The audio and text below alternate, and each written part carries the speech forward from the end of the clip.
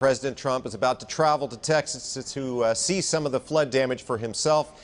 He's leaving the Washington, D.C. area and flying to Corpus Christi and to Austin, Texas. Let me show you some pictures from just a few minutes ago. You see the president and the First Lady at Joint Base Andrews in Maryland getting ready to board Air Force One. They're actually not going to be going to the hardest hit areas, including Houston. There you see Air Force One taxiing on the runway.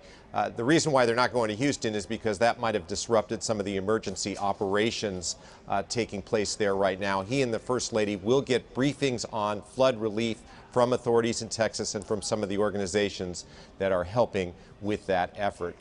And the truth is, nobody really knows how many people have died because of Tropical Storm Harvey. There are lots of stories of people who are missing and of people who disappeared in all the flooding. Authorities in Houston are worried that once the water finally recedes, they're going to find victims who drowned in their own cars. The police chief says he's worried about how many bodies we're going to find.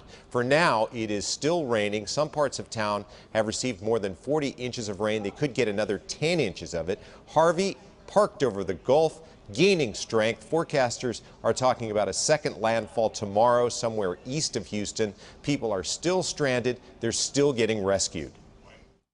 We just got rescued right now. We've been at it since 10 a.m. in the morning. We called the choppers. We waved white flags.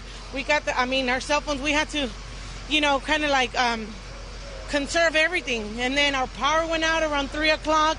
Waters were rising, and we're like, you know what? We have to go. Show you some new pictures just into our newsroom. This is in Baytown, which is a community just outside of Houston, and this is an area that just flooded overnight, so it's definitely not over. New sections of the Houston area are flooding, and you see a volunteer with a boat saving a family there. This has happened so many times. Good Samaritans helping to get people out. They've rescued thousands of people. Survivors say they just can't believe the amount of water that flowed into their neighborhoods. It's just something that no one could have calculated, and devastating. But we're alive. We're alive. Our animals are alive, and we have good friends and family.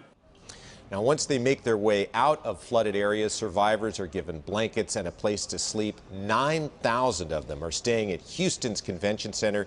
The capacity of that facility is only 5,000. They got 9,000 people there. The Red Cross made more room by moving cots closer together, and a shortage of cots is another problem they're dealing with, and that means that some people are sleeping in chairs or on the ground. This morning, a new shelter is opening up in Dallas, 240 miles away from Houston, at their convention center. That one can hold 5,000 people. There are also shelters in Austin and San Antonio.